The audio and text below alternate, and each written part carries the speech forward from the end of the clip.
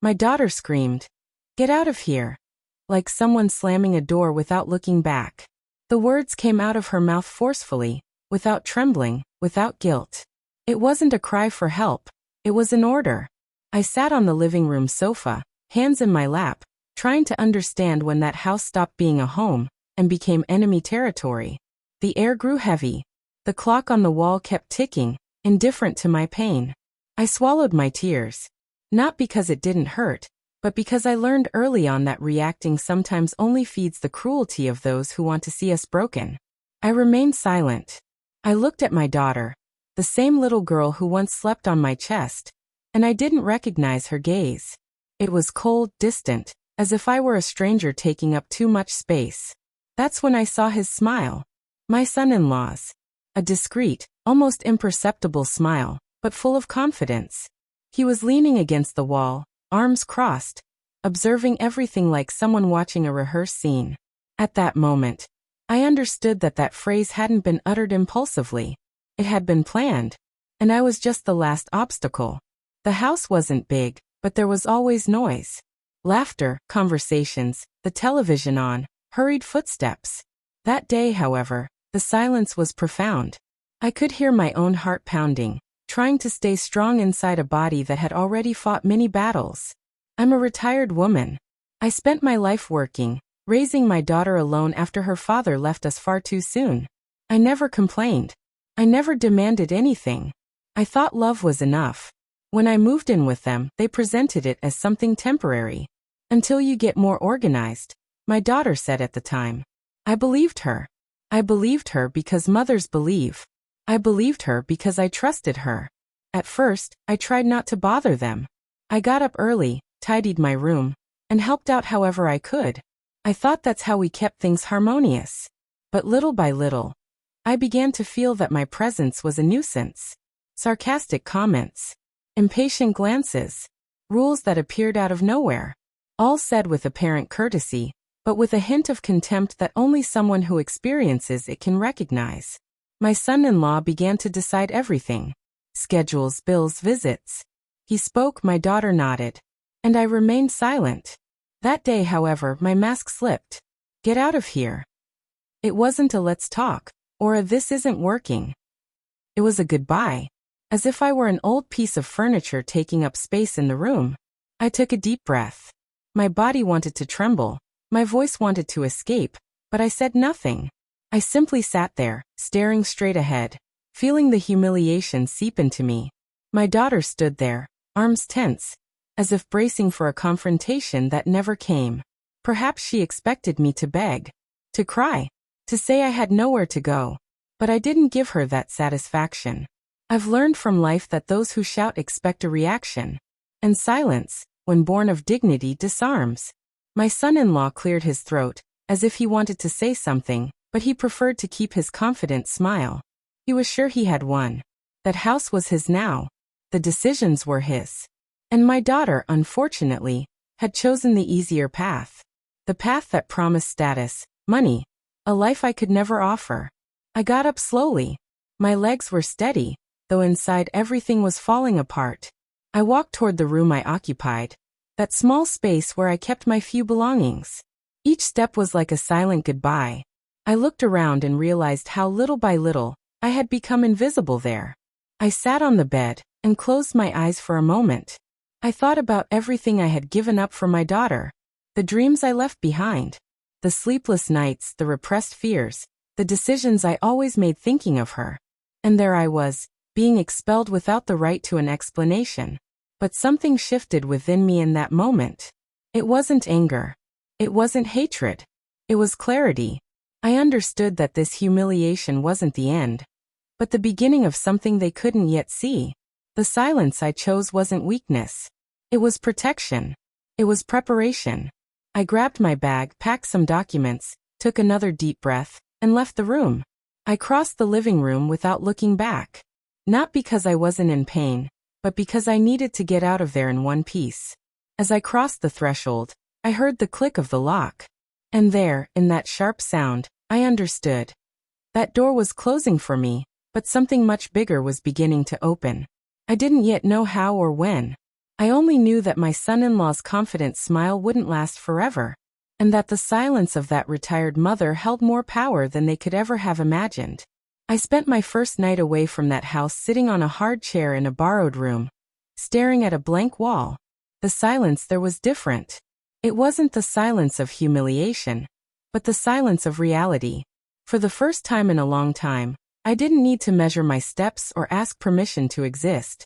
Even so, the weight of abandonment pressed on my chest, slowly but surely. I didn't sleep. I relived every detail of the scene in the living room, every word, every glance. My daughter's words echoed like a final seal. "Get out of here." It was strange to realize how someone who came from me could dismiss me so easily. But what hurt the most wasn't her tone.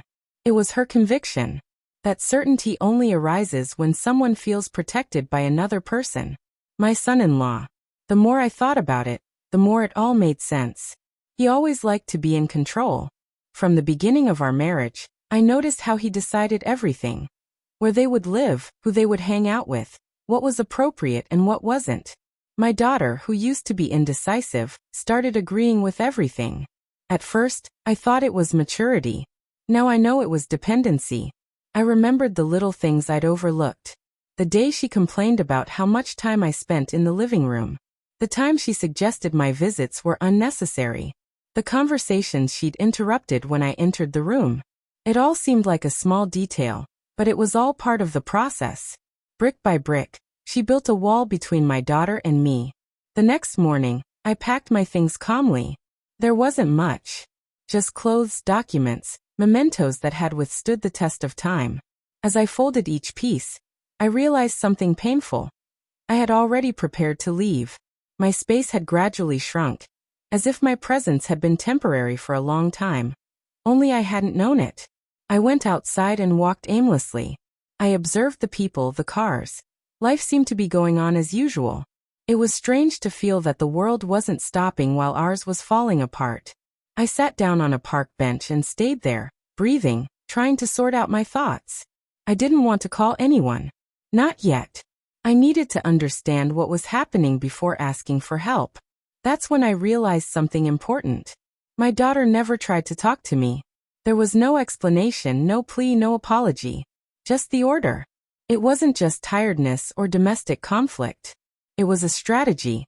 They thought I would accept it silently, that I would disappear without making a fuss, as I always did. I remembered my son-in-law's words from other occasions. Always subtle, always calculated. Things are different now. Everyone needs to know their place. The world doesn't wait. He spoke as if he were dictating universal rules. And my daughter repeated them, as if they were absolute truths. That wasn't love. It was control disguised as organization. I returned to the borrowed room late in the afternoon. I sat on the bed and opened my bag, going through the documents. Something caught my eye. Old papers, bills, records. Things I always organized myself.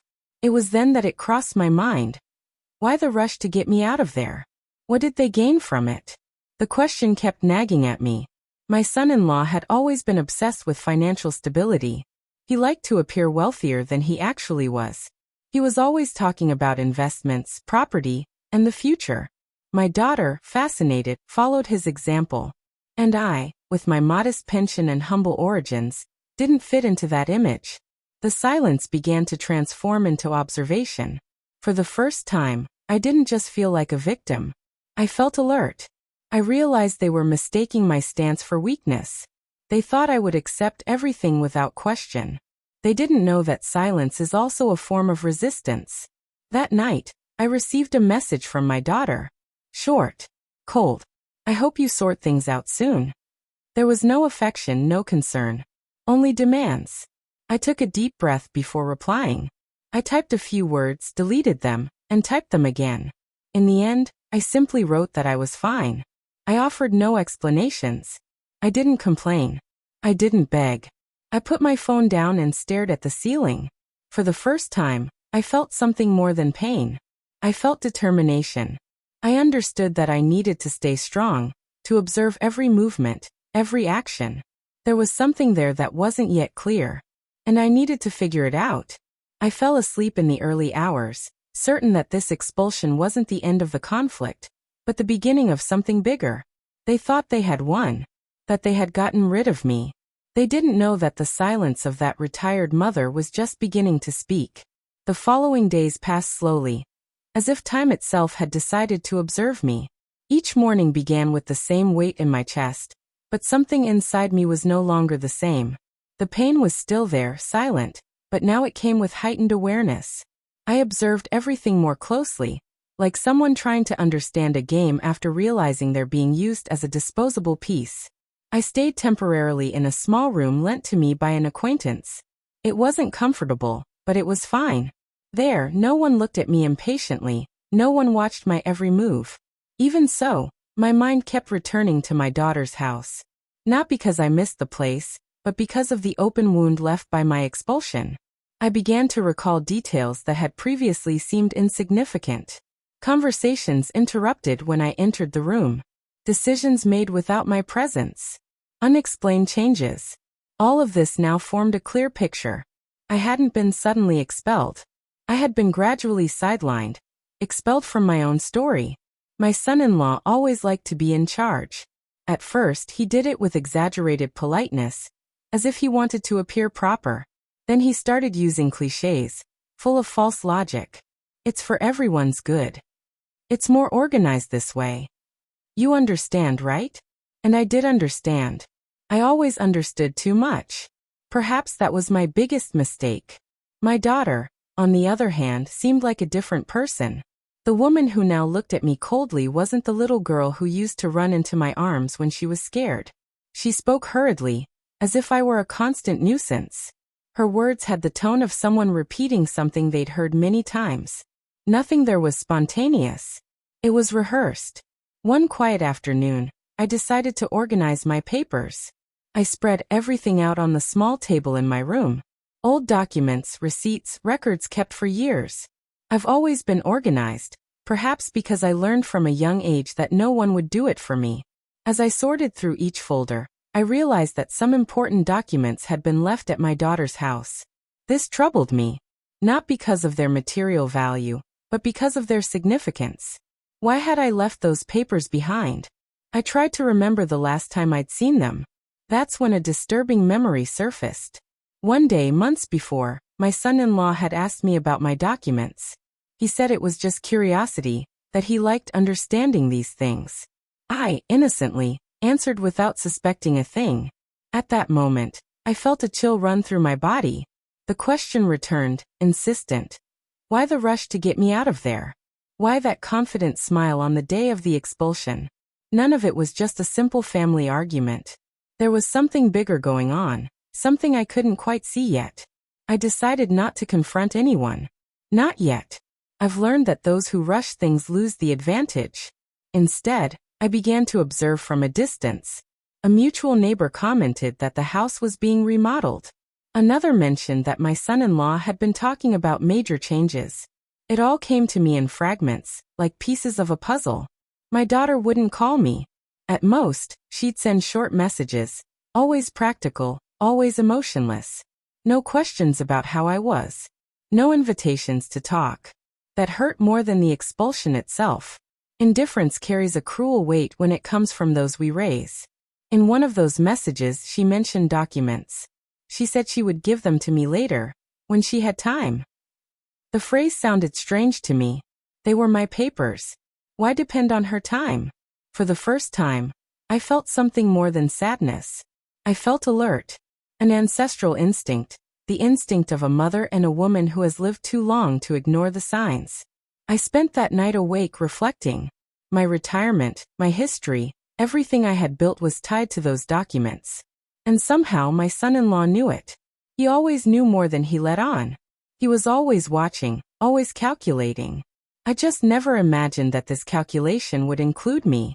The next morning, I woke up with a disturbing certainty. This eviction wasn't just emotional. It was strategic. Getting me out of the house meant taking away my control of the situation. Away from me, I would be less informed, less present, less heard.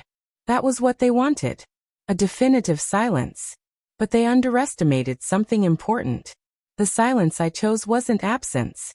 It was listening. It was analysis. It was preparation. Each day away from that house brought me more clarity.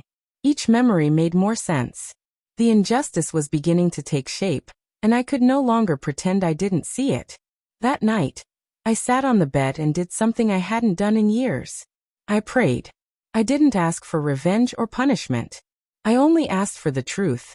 I asked for strength to see what was hidden and courage not to give in when everything came to light. As I closed my eyes, one last image flashed into my mind.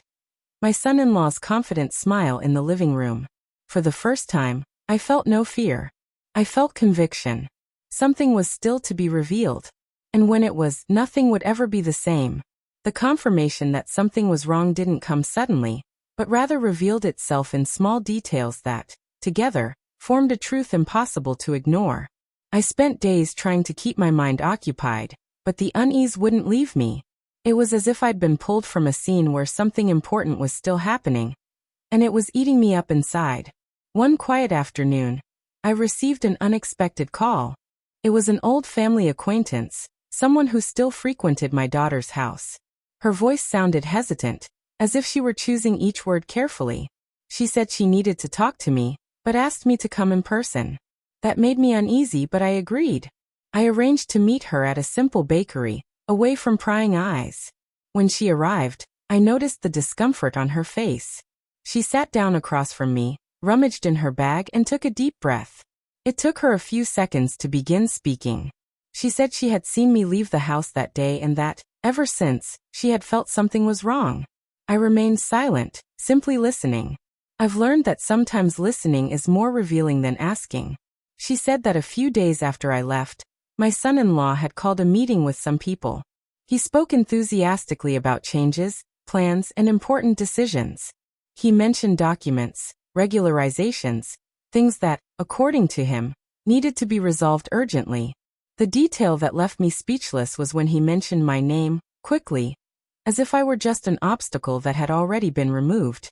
As she spoke, I felt my hands grow cold. Every word seemed to perfectly align with the suspicions she was trying to dispel. I carefully asked if my daughter had been present during these conversations. She confirmed it. She said my daughter rarely spoke, but that she agreed with everything, nodding her head as if she trusted her completely. I left that meeting with a heavy heart. I walked slowly through the streets, feeling the weight of the revelation settle on me. Now it was clear. My departure hadn't been just emotional. There were vested interests at play. Something that needed my absence to happen without resistance. I reached the borrowed room and sat on the bed, trying to sort out my thoughts. I remembered again the documents I had left behind. I remembered my son-in-law's sudden interest in matters that had always been mine. I remembered his confident smile, his satisfied look. Everything made sense now, in a painful and terrifying way. That night, I decided to call my daughter. Not to confront her, but to check in. She answered after a few rings. Her voice sounded rushed. I asked her how things were. She responded vaguely, saying that everything was very hectic. I mentioned my documents. There was a brief pause before her reply. She said they were safe and that we would deal with it later. Her tone was defensive. I hung up with a tightness in my chest. It wasn't just disappointment. It was pain. Pain for the daughter I thought I knew. For the trust one had built over a lifetime. For the certainty that they were distancing me not only from home, but also from the decisions that involved my own story. I spent hours sitting there, staring blankly. I thought about how many times I ignored the signs, believing that love was enough. I thought about how many mothers go through the same thing, silenced, discarded, used as stepping stones. That caused me a deep sadness, but also a strange sense of awakening. The next day, I woke up feeling different. There was no anger. There was clarity. I understood that I had to act carefully, but I needed to act. I could no longer pretend that nothing was wrong. I couldn't blindly trust someone who had already shown that they didn't care about my dignity. I started writing down everything I could remember: dates, conversations, actions. Every detail mattered now. I didn't know exactly where this would lead, but I knew I had to be prepared. My son-in-law thought I was out of the loop. My daughter thought I would silently accept it all. Neither of them imagined that silence could also be a strategy, As I wrote, I felt something I hadn't felt in a long time. Respect for myself. I realized that my story didn't end there, ostracized and silenced. That painful truth was, in fact, a turning point. A line separating the woman who had endured it all from the woman who was beginning to take a stand. That night, I closed my eyes with a firm certainty in my chest. The truth I shouldn't have heard had caught up with me. And from that moment on, nothing would happen without me being prepared to face it. The silent game had begun, and this time, I wouldn't just be a spectator. I thought I had already felt the worst pain when they threw me out of that house, but I was wrong. The humiliation wasn't over yet. It would simply change form, become quieter, more calculated, more cruel. And it would come precisely from where I still clung to a stubborn hope. A few days after the conversation with the family acquaintance, my daughter called me. Her voice sounded rehearsed, excessively calm. She said she needed to speak with me in person to resolve some unfinished business. She set a time, chose a place, everything as if it were a business meeting. That already said a lot. Even so, I agreed. Part of me still wanted to believe there was room for dialogue. I arrived at the agreed-upon place a few minutes early. It was a neutral, cold, and unfriendly environment. When my daughter arrived, she wasn't alone. My son-in-law was with her. That made my stomach churn. I felt that this conversation wouldn't be between mother and daughter, but between opposing sides. We sat down. They were standing side by side, lined up, as if they were a single unit. I sat across from them alone. My son-in-law was the first to speak. He said the situation needed to be handled maturely. He used kind words, but his tone was one of superiority. He spoke as if he were explaining the rules to someone he considered incapable of understanding. My daughter remained silent, her gaze fixed on the table. When she finally spoke, she didn't look up. She said she needed to understand that their lives had changed, that there was no longer room for certain things. Certain things was me. She didn't say the word, but it was clear. I took a deep breath. I kept my composure. I asked about my documents. My son-in-law answered before she did. He said they were safe, but that some decisions needed to be made. He talked about organization, the future, responsibilities. At no point did he ask me what I wanted. He was simply communicating. Then came the hardest blow. She said, with terrifying indifference, that perhaps it would be best if I gave up some things to avoid problems. She used the word facilitate, as if my entire life could be made easier for her convenience. I felt my face burn. My daughter remained silent. I looked at her, waiting for some sign, some defense. There was no response. That's when I understood.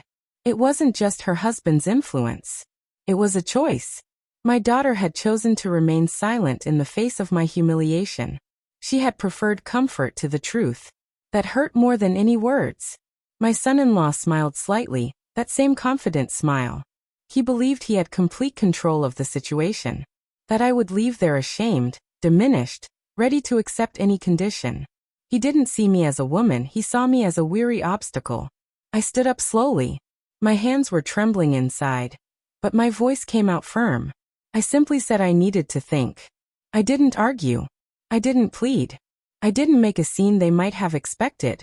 I saw surprise in my son-in-law's eyes. I wasn't counting on calm. I was counting on submission.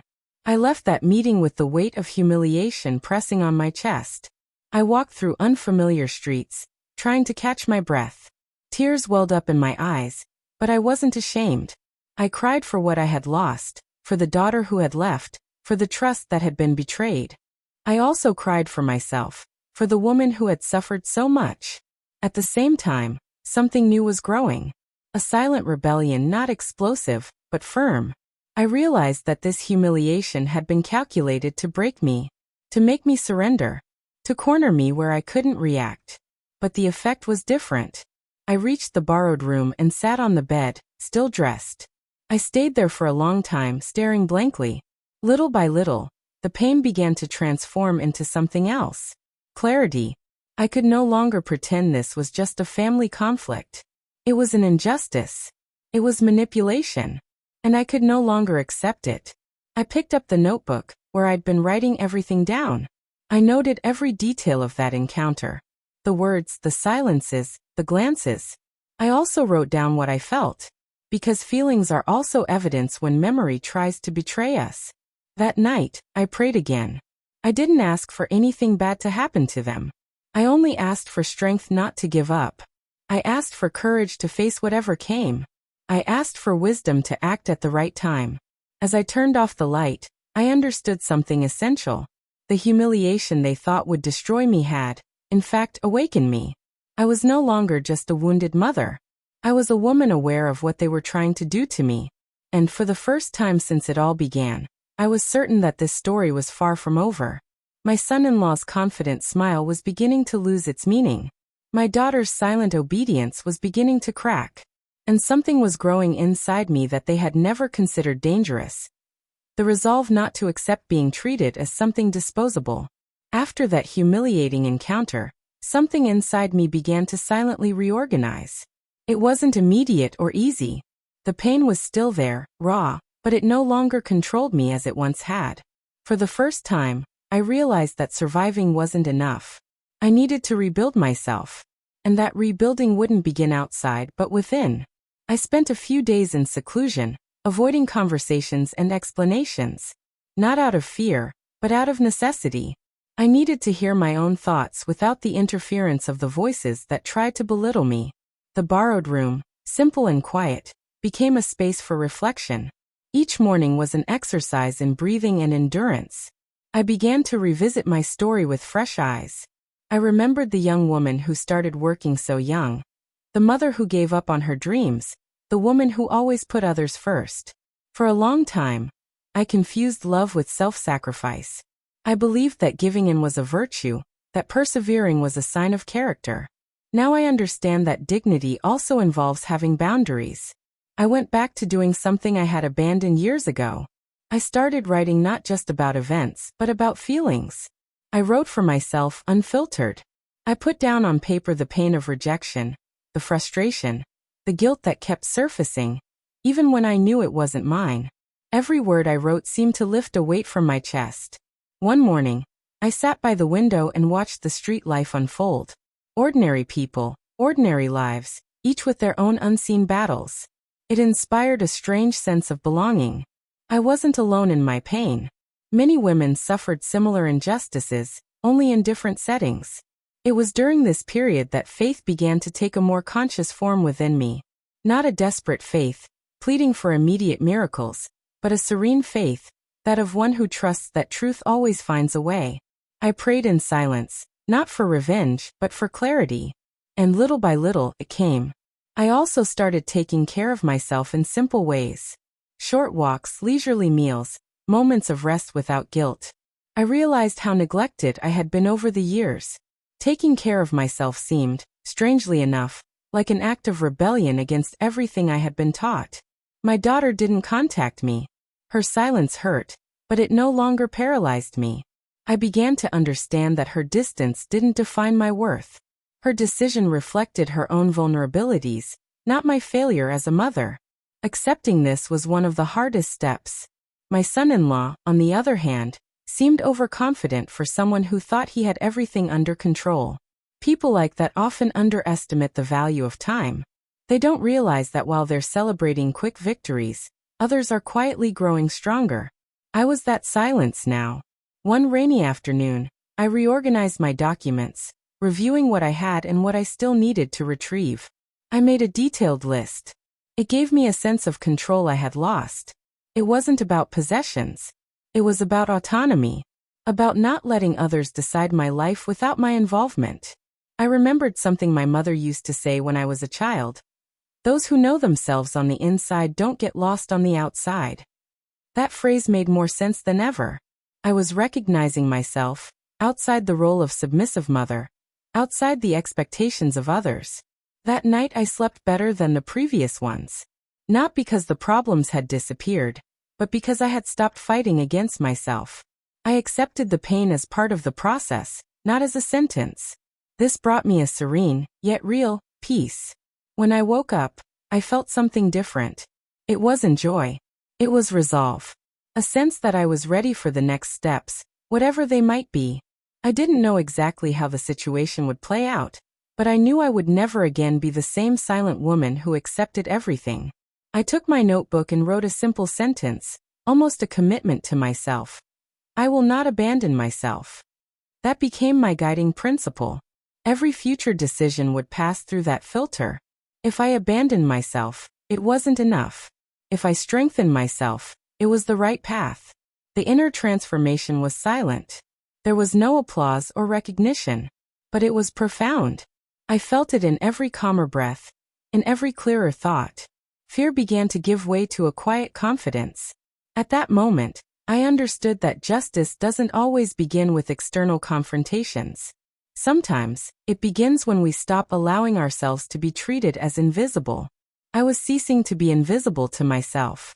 I closed my eyes and gave thanks. Not for the pain, but for the clarity it brought me.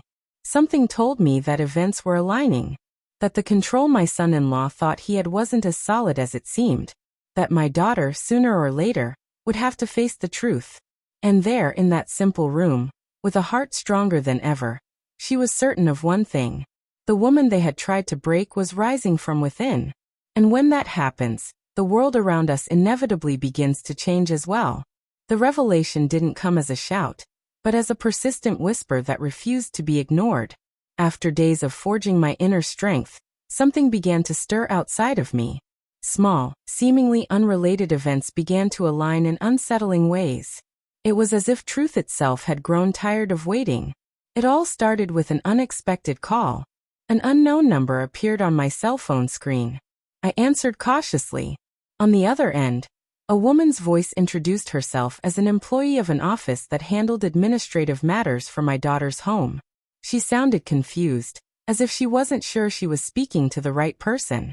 She gave me my full name and asked if I could confirm some information. My heart raced. I answered calmly. He explained that there were inconsistencies in some records, and that he needed to confirm information that, according to the documentation, was my responsibility. That put me on alert. I hadn't authorized anyone to make decisions for me. I asked him what kind of inconsistency it was. He hesitated for a moment, and then said that some documents had been submitted without my direct signature. I thanked him and hung up. I sat there for a few minutes, taking deep breaths. There it was. The missing piece. My son-in-law had gone too far. It wasn't just emotional control. It was something concrete, risky, dangerous. And my daughter, consciously or unconsciously, was involved. I spent the rest of the day trying to stay calm. I organized my thoughts, reread my notes, checked the dates. Every detail took on new meaning. That rush to leave the house. That rehearsed conversation. That attempt to convince me to make things easier. It all pointed in the same direction. The next day, I decided to proceed cautiously. I called the office and scheduled an appointment to speak in person. I didn't mention anything to my daughter. Not yet. I needed to understand the magnitude of what was happening before any confrontation. Upon arrival, I was greeted warmly. The employee who had called me seemed relieved to see me. He led me to a small room and began to explain the situation in more detail. He showed me copies of documents, pointing out dates and signatures. My name was there, but something didn't add up. I recognized my handwriting, but I didn't remember signing it. I felt a knot in my stomach. It wasn't a blatant forgery, but it wasn't legitimate either. It was something done carelessly, with excessive confidence, as if no one would question it. My son-in-law thought he was too far away to notice. He hadn't counted on my silent observation. I asked who had taken those documents. The answer didn't surprise me. My son-in-law. He introduced himself as a family representative and said he wasn't available. The employee explained that it seemed strange to her, but because of their close relationship, she ended up accepting it. That confirmed everything. I left there with cold hands, but a clear mind. The truth finally had a face. It was no longer just a feeling. It was a fact. My son-in-law had crossed a serious line. And for the first time, I felt something that wasn't fear. It was resolve. On the way back, I thought of my daughter. It pained me to imagine that she had allowed it. It pained me even more to think that perhaps she hadn't realized the magnitude of her mistake. Her control was as subtle as it was profound. But the truth now demanded a stand. That night, I received a message from my daughter. She said she needed to talk to me. Her tone was different, less firm, almost uncertain. That confirmed that something had already happened to her. The truth has that effect. It starts to seep through the cracks. We agreed to meet the next day. I slept little, but not from anxiety. It was a silent vigil. I knew that conversation would mark a point of no return. I could no longer pretend that everything was normal. When we sat face to face, I noticed something I hadn't seen in a long time. My daughter was nervous. Her hands were restless, her gaze distant. She began to speak rapidly, justifying things, trying to explain decisions. She talked about pressure, promises, plans that went wrong. She didn't mention the documents directly, but it was all in the background. I waited. When he stopped, I calmly asked if he knew they had used my name without my permission. The silence that followed was heavy. He lowered his head. He didn't answer immediately. That gesture spoke volumes. That's when everything fell apart. She started crying, saying she didn't know how things had gotten to that point. She said she trusted him, that she believed in his promises, that she believed he was doing what was best for everyone.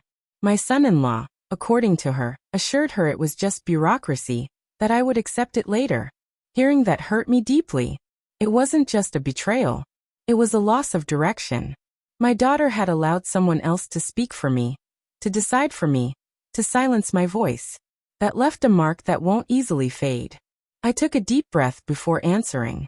I said that the truth had finally come out. That what they had done wasn't just wrong, it was serious. That I would no longer accept being used or silenced. My voice was firm, not shouting. For the first time, I didn't ask for understanding. I set boundaries. She was crying, but I wouldn't give in. Something had changed. The truth, which could no longer be hidden, was there, between us, demanding consequences. And in that moment I knew. My son-in-law's control was beginning to crumble. And nothing would be decided anymore without me being at the center of my own story. After that conversation with my daughter, I felt as if I had crossed an invisible bridge. I was still hurting, still carrying a deep pain, but something essential had changed. The truth had been spoken. Not completely resolved, but revealed. And when the truth comes to light, even if it hurts, it illuminates the path. I spent the following days in silence, not as an escape, but by choice. I needed to reorganize my emotions, to understand where I ended and where other people's decisions began. For the first time, I realized that my life no longer had to revolve around pleasing, justifying, or enduring. I could simply exist. My daughter tried to call me several times. I didn't answer right away, not as punishment, but because I needed to make her feel the weight of what had happened. Silence teaches too. When we finally spoke again, I remained calm. I said I was willing to talk, but that nothing would ever be the same. Boundaries had been crossed. Trust had been broken. She listened in silence. She seemed smaller, less confident. For the first time, she wasn't repeating prepared phrases. She wasn't speaking for anyone but herself. That brought me a gentle sadness, but also a strange peace. Perhaps, at last, I was beginning to see. My son-in-law, on the other hand, kept his distance. No calls, no messages. It was as if he'd vanished. That didn't reassure me. Controlling people rarely give up without trying something first. Even so, I was no longer afraid. I was alert, prepared. I decided to take a significant step. I sought guidance to better understand my rights, my documents, my true situation. Not for revenge, but for protection. I learned that emotional justice also involves practical responsibility. Every bit of information I received made me feel more secure. The ground beneath my feet began to solidify again. At the same time, I began to rebuild my routine. Simple things but meaningful. I started walking regularly again, tending to the plants and preparing my own meals calmly. I rediscovered the pleasure of setting the pace of my day. It seemed insignificant, but it was liberating. I began to see myself with more kindness. For years, I only saw myself as a mother, as support, as a foundation. Now I saw myself as a whole woman, with a story, with courage, with a voice. This inner change was reflected in everything. My posture, my gaze, my words. I no longer needed to justify myself. One quiet afternoon, I sat on a park bench and watched the sky change color. I thought about how many times I had kept silent to maintain the peace. How many times I had mistaken love for excessive sacrifice. There, alone, I understood that true love doesn't require you to disappear. My daughter came to see me again, this time in person. She came alone. The meeting was different from the previous ones. There was no rush, no rehearsed speeches. She apologized. She didn't make excuses. She didn't blame anyone. She simply acknowledged that she had made a mistake. That didn't erase everything, but it opened up a possibility. I listened to her attentively.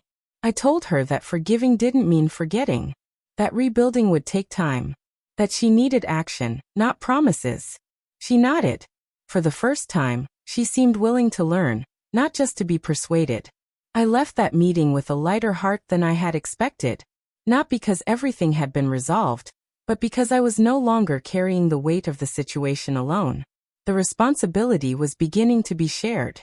That in itself was a form of justice. The following days were marked by small advances. More sincere conversations. Respected silences. No decision was made without clarity. I remained firm, yet receptive. I learned that strength is not rigidity. It is balance. Something was solidifying within me. I was no longer seeking approval. I was seeking consistency with the person I had become. Every step I took was guided by a simple question. Does this respect me? If the answer was no, I stepped back. Without guilt. The path to overcoming challenges wasn't marked by grand gestures, but by daily decisions. Choosing not to back down. Choosing not to accept less than I deserve. Choosing to trust, but with caution. Choosing to keep moving forward. Sometimes the pain returned. In memories, in longings, in unanswered questions. But it no longer controlled me. I had learned to live with it without losing myself. That too is emotional maturity. At the end of one of those silent nights, I understood something with absolute clarity. I wasn't just overcoming a family injustice. I was recovering. Every boundary I set, every conscious decision, every respected silence brought me back to my center. The path I traveled wasn't easy, but it was real. And for the first time in a long time, I felt I was exactly where I was meant to be. Whole. Present. Ready for what was to come. I thought that after everything that had happened, nothing could surprise me anymore. I was wrong. The truth, when it comes to light, not only clarifies things, but demands what is rightfully its own. And it demands it from everyone, even from those who tried to pretend that nothing had happened. My daughter started contacting me more often. No longer with demands, but with questions. She wanted to know how I was, what I was thinking, how I felt. It was strange to notice that change. Part of me was happy. Another part remained wary. Hurt relationships don't heal quickly. However, my son-in-law's name began to come up in conversations that weren't hers. Mutual acquaintances commented on strange behavior, sudden mood swings, and constant irritability. He seemed restless, as if he had lost control of the narrative he had carefully constructed over so long. I didn't get involved. I didn't spread rumors or seek allies. I just observed. Whoever builds their foundation on manipulation ends up tripping over their own structure. Now I knew it with a clarity I hadn't had before. One morning, I received an unexpected call. It was a lawyer. My heart raced for a moment, but I took a deep breath.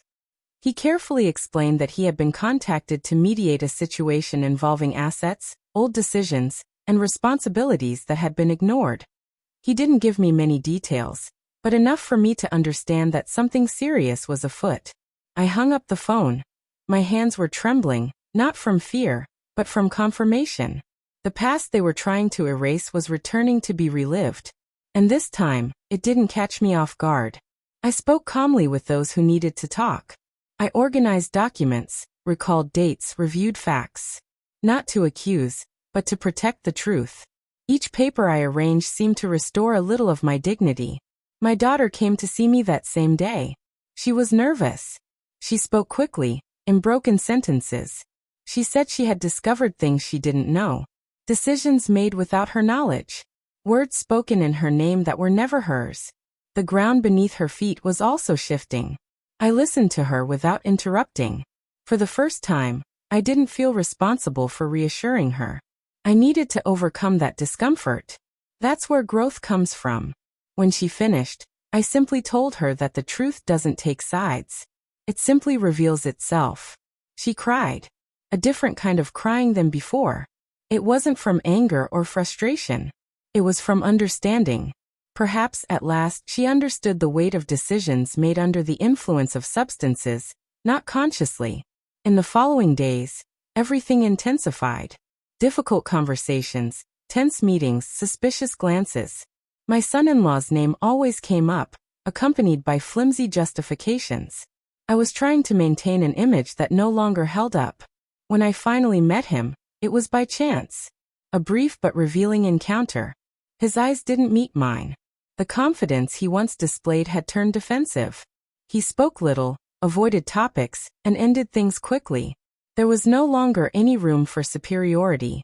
At that moment, I realized something important. Emotional justice doesn't need applause.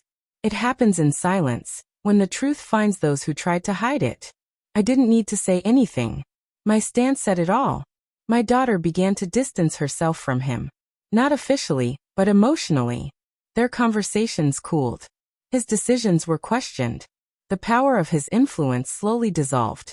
It was painful to watch, but necessary. I stood firm. Present but firm. Willing to support, but not to condone the mistakes of others. This clarity brought me peace. For the first time, I wasn't trying to save anyone but myself. In the midst of all this, I noticed changes in myself that went beyond the situation. My voice sounded more confident. My body more relaxed. My gaze more attentive. I had learned to occupy my space without asking permission. One night, while organizing some old mementos, I found a photo of myself from many years ago. Young, smiling, full of plans.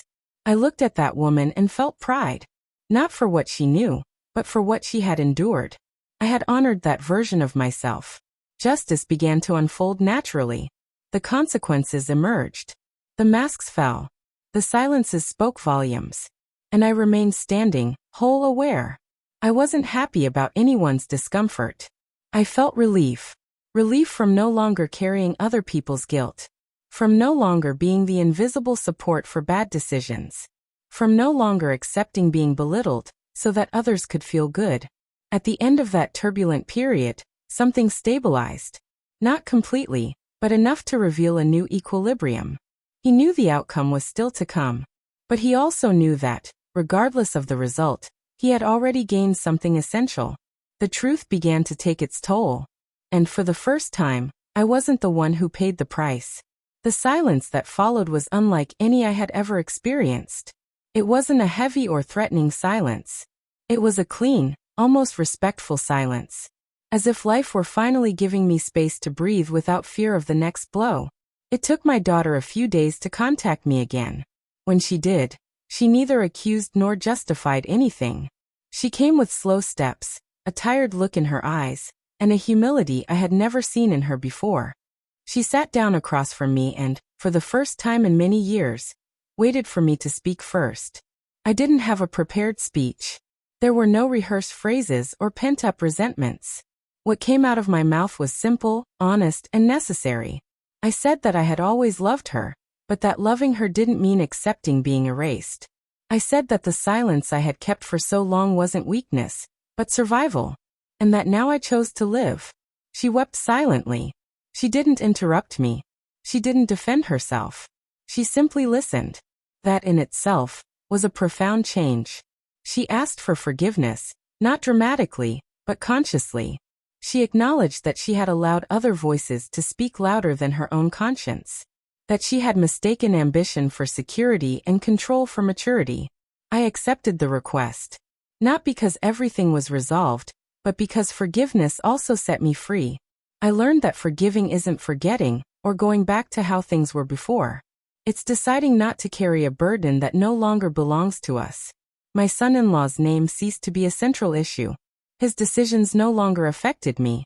He lost his place, influence, and importance in my life. I didn't need to confront him or prove anything to him. The truth had already done the work I no longer needed to do. Over time, my daughter began to rebuild her own identity, outside of his shadow. It wasn't easy. There were relapses, doubts, and insecurities. But she also made new and more conscious decisions.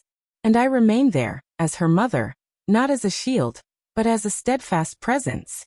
However, the biggest transformation happened within me. I started making plans again. First small ones, then bigger ones. I reorganized my routine, took care of my health, and resumed activities I had abandoned, thinking I no longer had the right to them.